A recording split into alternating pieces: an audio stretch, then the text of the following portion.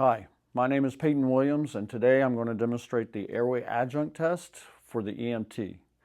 All the equipment is here. The first thing I'm going to do is I'm going to grab my BSI, make sure the scene is safe, grab my oxygen tank, make sure that there's no damage to it, make sure that it's green, represents oxygen, check out the hydrostatic test date, that it's within 5 years. Check the stem to make sure that there's 2 holes for the pin indexing system.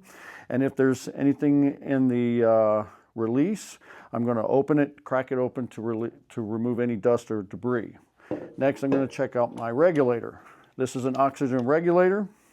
It has a T-screw, a gauge, a flow meter, should be set at 0. This is the nipple or the Christmas tree. This is the high pressure valve, and the most important thing is right in here is the regulator gasket. It is right here. All right, we need to make sure that that is in place. We can assemble our regulator gasket by inserting the 2 pins into the pin indexing holes. I can open up the tank to see that the gauge says 2000. This is a training tank, so there's no actual oxygen in it.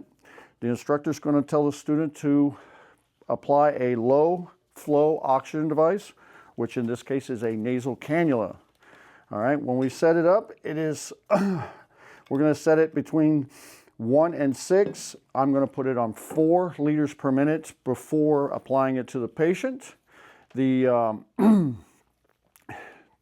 nasal prong should go into the nares at an upward towards the back of the airway. The tubing should go around the ears, and then we can apply a cinch to keep it in place.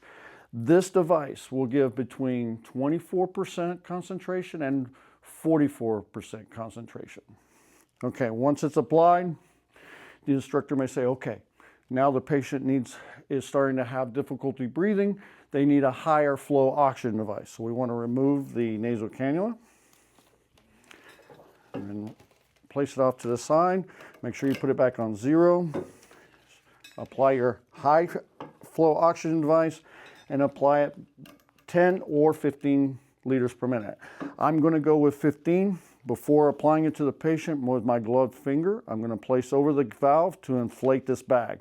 Once it's inflated, I'm going to place it over the nose and mouth and place the head strap on and cinch it down and tell the patient to breathe normally.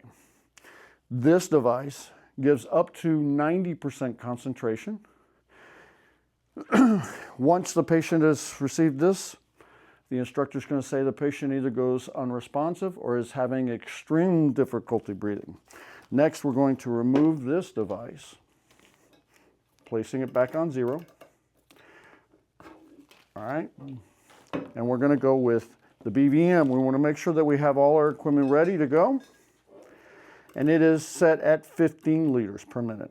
Now, the first thing is the OPA is the first device that goes with the BVM, so we want to measure from the edge of the mouth to the earlobe or the angle of the jaw, if this is the right size, or we can find a smaller one that would fit better. All right, and they come in many different sizes. So the first thing we want to do is insert our fingers using the cross finger technique, insert the OPA, and rotate 90 degrees towards the feet. This will pull the tongue out of the airway, causing the airway to be open. We're going to use what's called the CE clamp, the thumb on top of the mask, the 3 fingers on the jaw, and we're going to give good breaths. If the instructor tells you that the patient has a gag reflex, we're going to remove the OPA, and we're going to find the NPA that's going to work better. That's a nasopharyngeal airway. We're going to measure from the tip of the ear to the nose. This one will work. This one's kind of big. There's a bevel. That bevel goes towards the septum. We're going to insert it in the right nair of the patient. Once it's in, then we're going to use our BVM again, using the CE clamp, head tilt, chin lift, and give good breaths.